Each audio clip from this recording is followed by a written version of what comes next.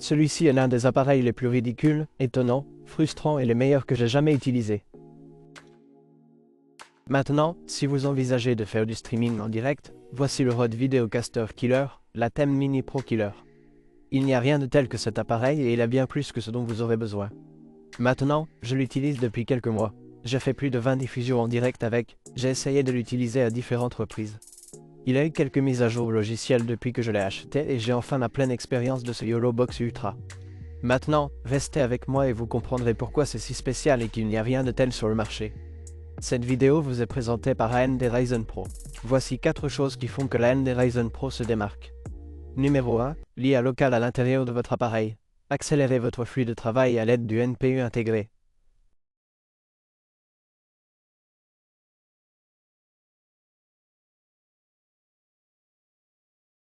Numéro 2. La sécurité. Ryzen Pro dispose d'un système de sécurité multicouche au niveau matériel et logiciel, garantissant la sécurité de vos données à tout moment. Numéro 3. L'efficacité et la durée de vie de la batterie. Certains appareils ont une autonomie de batterie allant jusqu'à 29 heures. Et numéro 4. Les performances. AMD se vante d'une performance jusqu'à 69% plus rapide dans ProSki et offre une productivité par rapport à la concurrence avec une consommation d'énergie presque 2 fois inférieure. Voici le truc, si vous n'êtes pas sûr des ordinateurs portables AMD Ryzen Pro, allez l'essayer gratuitement via les liens ci-dessous. Et si vous souhaitez en savoir plus sur AMD Ryzen Pro et ce qu'il offre, allez voir notre vidéo dédiée sur le sujet également lié ci-dessous. Merci, AMD et Ryzen Pro pour avoir sponsorisé cette partie de la vidéo. Si vous ne savez pas ce que c'est, alors en substance, il s'agit d'un appareil de diffusion en direct. Et c'est une sorte de mélange d'ATEM Mini, de Videocaster, puis de tout votre PC ensemble. Parce que vous pouvez diffuser avec cela sans aucun PC sur toutes les plateformes. Et quelque chose. Comme la plateforme vos streams, vous diffusez sur plusieurs plateformes en même temps. Tout est intégré et c'est tellement puissant. Avant de vous montrer toutes les pièces et ce qu'elles font, je veux vous montrer les 3 façons dont vous pouvez utiliser cet appareil. Tout d'abord, tout à gauche, vous avez la diffusion en direct, dont j'ai fait beaucoup ici. Donc, avant de vous lancer dans la diffusion en direct sur différents éléments, vous devez créer un compte sur le site web YOLO Live ou ici également. Fondamentalement, ce compte vous permet de sauvegarder certaines choses sur votre compte en ligne, puis d'extraire certains graphiques ou une sorte de superposition ici, ainsi que de diffuser sur plusieurs plateformes, etc. Donc, lorsque je vais entrer dans le mode de diffusion en direct ici, je suis déjà connecté. Vous pouvez voir que j'ai déjà fait beaucoup de diffusions en direct différentes. Et fondamentalement, celles-ci sont terminées. Et pour le refaire, tout ce que j'ai à faire est de le dupliquer ou d'appuyer sur ce petit bouton dans le coin et je peux simplement en démarrer un nouveau. Mais comme j'avais déjà des caméras et des paramètres configurés, je vais simplement dupliquer la dernière et je vais simplement la créer, puis cliquer dessus et ensuite j'ai tout cela saisi ici. Donc, comme vous pouvez le voir, j'ai mon entrée HDMI qui est branchée là-dedans. J'ai déjà des vidéos chargées sur la carte SD, donc je peux les retirer ou je peux mettre cette caméra USB sur ces caméras. Je peux diffuser sur plusieurs plateformes. Donc, même si vous souhaitez diffuser sur des chaînes YouTube distinctes, vous pouvez vous connecter à la vôtre. Et si j'appuie simplement sur Go, je peux configurer où il va devenir public, non répertorié ou privé. Je peux le diffuser directement depuis cet appareil sans le connecter à votre ordinateur. Et puis vous pouvez également y ajouter le flux en direct de quelqu'un d'autre. Ou en plus, il existe différentes manières de RTMPS ou SRT ou autres, Twitch, YouTube, Facebook, vous pouvez le diffuser partout. Maintenant, vous vous demandez peut-être, mais qu'en est-il d'Instagram et de certaines des autres plateformes? Eh bien, c'est là qu'intervient l'autre partie du streaming en direct, car il s'agit essentiellement d'une plateforme de streaming en direct horizontale et verticale. Si vous passez au streaming vertical, en gros, donc maintenant, même si c'est séparé, c'est exactement la même chose. Je peux simplement diffuser en direct sur Instagram, TikTok. Je peux aussi l'utiliser verticalement. C'est le but. Je n'ai pas fait de flux en direct sur Instagram parce que ce n'est pas vraiment mon truc. Mais juste pour que vous le sachiez, c'est tout à fait possible avec cet appareil parce que la société YOLO Live, ils ont des appareils séparés pour le streaming vertical et ensuite le streaming horizontal. Mais lorsque vous obtenez l'Ultra, vous avez 2 en 1 et vous pouvez tout faire. En gros, c'est tout mélangé. Ensuite, le 3e mode est le mode moniteur et le mode moniteur est lorsque vous ne voulez pas diffuser. Mais vous voulez peut-être l'utiliser comme un ATEM Mini Pro en le connectant à votre ordinateur avec un câble USB et en diffusant tous ces éléments depuis votre ordinateur. Vous n'utilisez pas ce service de streaming ici, mais vous pouvez toujours modifier tous les angles de caméra. Vous pouvez tout ajouter ici et avoir des superpositions de pré-projection par-dessus ou des tiers inférieurs ou autres. Ce qui rend cet appareil si spécial, c'est qu'il peut diffuser des vidéos 4K sur plusieurs plateformes. Et ce n'est pas ce que la Thème Mini ou le Rode Videocaster peuvent faire. Ce ne sont que des appareils 1080p car ils ne diffusent pas vraiment à partir de leur propre appareil, si je ne me trompe pas. Celui-ci peut le faire en 4K. Donc, si vous cliquez là-dessus, je peux sélectionner 4K et il peut simplement diffuser en 4K. J'ai diffusé beaucoup de vidéos 4K ici. Et nous pouvons également affiner le débit binaire et le codec que nous diffusons réellement. Ainsi, si nous passons en mode streaming, nous pouvons utiliser le service de streaming multiple, ce qui signifie qu'il envoie d'abord votre vidéo à YOLO Live Cloud. Et puis, à partir de là, il est distribué sur Facebook et toutes les autres plateformes ou YouTube ou d'autres chaînes.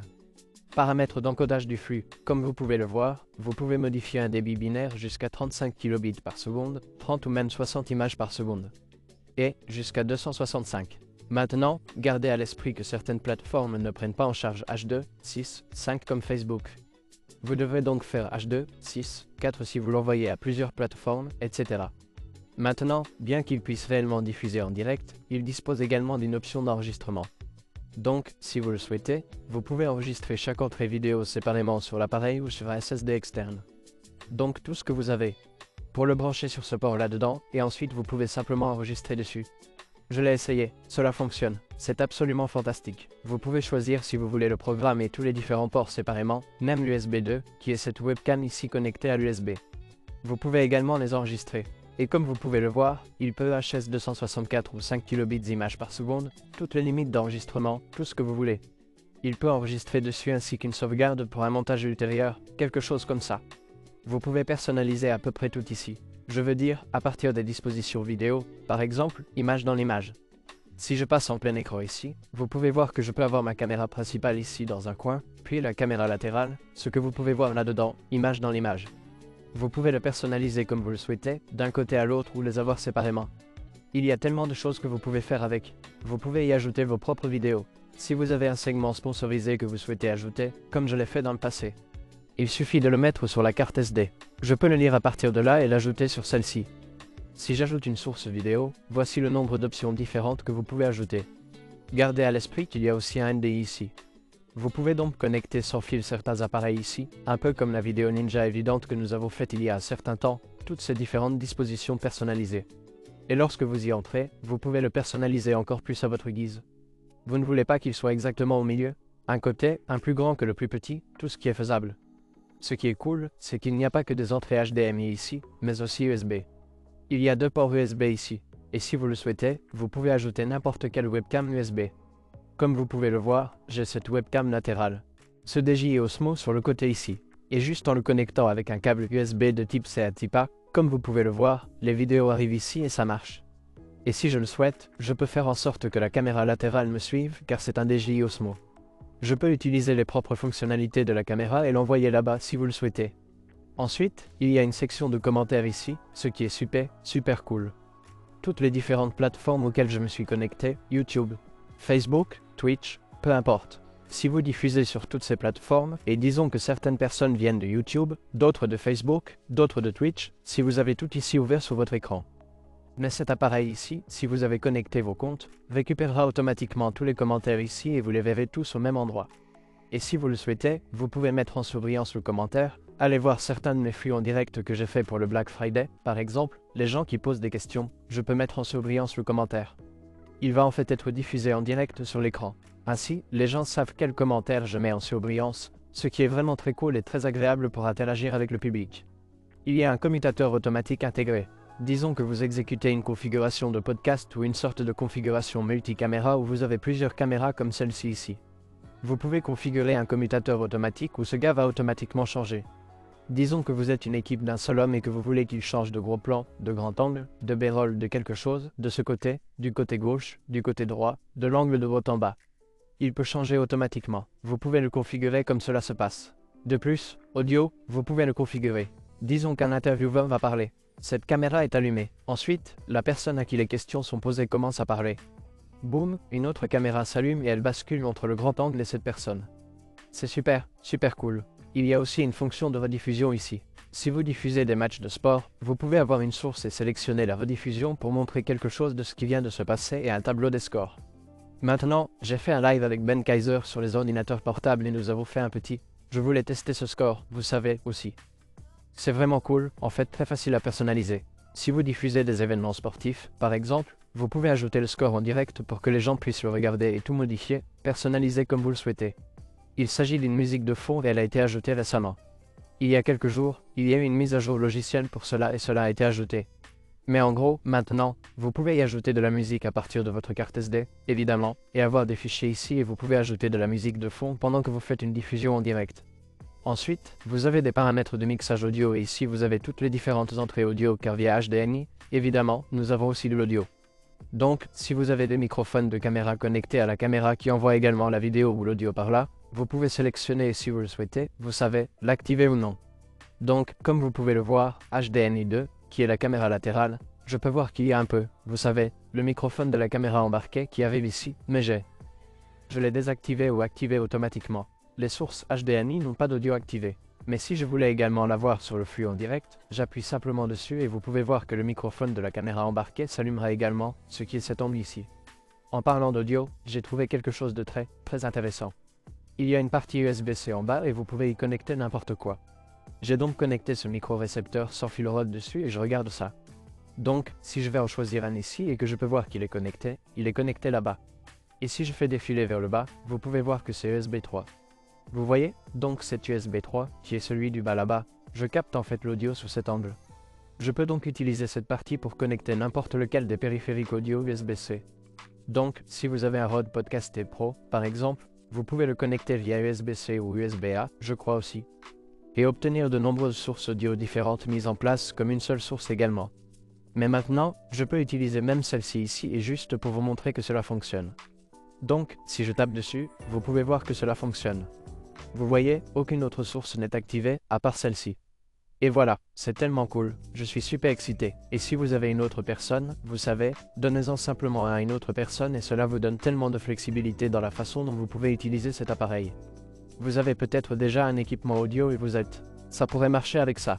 Et c'est super cool, je viens de le découvrir et je me suis dit, je vais juste l'essayer et voir si ça marche. Et ça marche vraiment, je suis excité. Mais ici, vous pouvez également sélectionner ceux que vous surveillez ou ceux que vous voulez sur le mix de surveillance. Malheureusement, il n'y a qu'un seul casque d'écoute avec lequel vous pouvez surveiller cela. Mais si vous souhaitez surveiller certaines choses séparément ou certains canaux, il vous suffit de cliquer sur cette icône de surveillance ou de casque d'écoute et vous les verrez ou les entendrez dans votre mix. Vous pensez que j'ai fini? Oh non, il y a la possibilité d'inviter des invités à la liste. C'est une autre fonctionnalité incroyable. Ok, donc, en gros, il y a comme un Google Meet intégré. Disons que vous voulez avoir une interview avec quelque chose comme je l'ai fait avec Ben. Ben a mis l'email de Ben là-bas. Nous avons fait la diffusion en direct. Ils obtiennent un lien, ils peuvent se connecter sur un navigateur sur leur ordinateur portable, peu importe. Et puis ils l'attirent ici sur une source vidéo. Et ensuite, vous pouvez faire avec cet invité dans la source vidéo ce que vous voulez. Ils peuvent entendre tout ce qui se passe en direct. Et c'est absolument incroyable. Le seul inconvénient que j'ai eu en invitant les invités, c'est que j'aurais aimé qu'il y ait un petit moyen de mieux gérer les coulisses et le direct. Donc il n'y avait aucun moyen pour moi de parler à Ben comme dans les coulisses sans que je le fasse en direct. J'aurais aimé qu'il y ait une fonctionnalité sur le navigateur ou quelque chose comme ça. Je peux le voir en direct pour pouvoir toujours lui parler, il peut le voir parce que si je voulais le voir, je devais le faire en direct ici, ce qui était un peu. C'est une option malheureuse, mais je pense que YOLO Live va changer cela parce qu'il y a une énorme communauté derrière cela et il l'améliore tout le temps. Ensuite, évidemment, vos différentes plateformes où vous voulez diffuser. Ensuite, vous avez les superpositions. Maintenant, vous pouvez en ajouter qui sont déjà intégrées ici. Superposition de temps, superposition web. Je veux dire, il y a tellement de choses à faire. Aperçus sociaux, superposition vidéo, tiers inférieurs, votre superposition de casting, et vous pouvez ajouter les vôtres. Ok, à cela, il y a tellement de choses que vous pouvez faire avec ça. J'ai créé ce genre de superposition de départ où elle se superpose et je vais juste la mettre avant de passer en direct. Ainsi, les gens voient, ok, ça commence dans 3 minutes. Je peux facilement personnaliser ce minuteur. De plus, vous pouvez ajouter votre propre musique de fond. Donc si vous aimez appuyer longuement dessus, vous allez personnaliser et vous pouvez voir comme, ok, les polices, tout ce qui va avec, la musique de fond. Ajoutez quelque chose à votre carte SD, mettez-le dessus. Pendant que vous vous préparez pour la diffusion en direct. Ensuite, il y a aussi la liaison réseau, qui est cette fonctionnalité ici. Et c'est le seul type de fonctionnalité supplémentaire payante qui se trouve sur cet appareil. Cet appareil dispose d'un câble RJ45. Vous pouvez donc y brancher votre câble internet et avoir une connexion filaire où vous pouvez diffuser sans fil via le Wi-Fi, connecter cet appareil au Wi-Fi. car il s'agit essentiellement d'une tablette Android connectée à votre réseau Wi-Fi et vous pouvez simplement, vous savez, diffuser en direct via. Emplacement pour carte SIM en bas. Et comment fonctionne cette liaison réseau? C'est fondamentalement, disons que quelque chose se passe avec votre Wi-Fi. Par exemple, allez-vous perdre des trames? Vous pouvez alors combler les lacunes des trames perdues ou de la connexion Internet perdue via le réseau mobile. Vous pouvez donc vous connecter à ces réseaux ensemble, qu'ils soient filaires, mobiles ou sans fil, Wi-Fi ou mobile, ce qui vous offre les performances de diffusion en direct les plus stables. Vous devez maintenant payer pour ce supplément car, vous savez, vos Wi vont devoir faire des choses spéciales sur leur serveur pour extraire les données de ces deux choses et s'assurer que toutes les trames et tout sont alignés et bla, bla, bla. Mais c'est une fonctionnalité géniale pour certaines personnes qui ont vraiment besoin d'un streaming très stable. Vous avez vu que j'ai cet appareil sous tension et branché ici et que je le charge, mais vous pouvez en fait le débrancher. Et cet appareil est tout seul, juste sur batterie et La batterie dure longtemps. J'ai déjà diffusé 2 ou 3 flux en direct pendant quelques heures et la batterie était peut-être à 50%. Donc, d'après mon expérience, vous pouvez diffuser entre 6 et 12 heures, quelque chose comme ça, en fonction de ce que vous faites, de la luminosité de l'écran, du nombre d'appareils branchés et du nombre d'appareils à charger, etc. Mais la batterie est solide. Si vous voulez diffuser indéfiniment, vous devrez brancher le chargeur via ce port USB-C.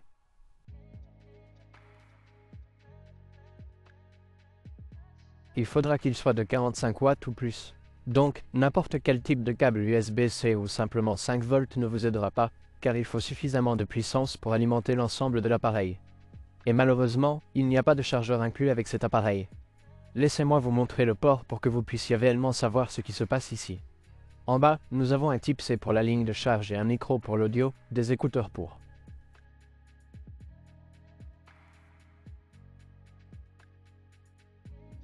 En connectant cela à l'ordinateur ou en ajoutant une autre source d'entrée de cette USB-C.